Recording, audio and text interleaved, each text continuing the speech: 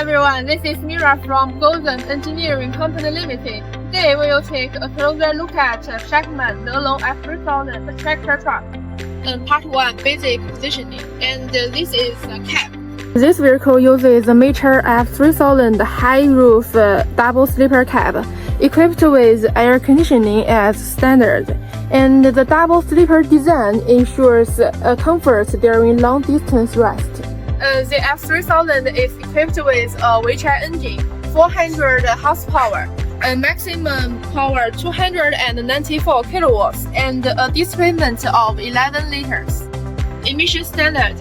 It means the China 6 emission standard, allowing for compliant operation nationwide. And this vehicle is a 6-axle 4-drive, offering strong adaptability. Part 2, chassis and load capacity. This vehicle has a maximum towing capacity of 40,000 kilograms, and this figure fully meets the transportation needs. And the axles and the gear ratio. The front axle is a 7.5-ton reduced axle, and the rear axle is a 13-ton single reduction axle. This gear ratio, paired with a 400 to 430 horsepower engine, represents a relatively balanced configuration, particularly suitable for long-distance transportation. Transmission.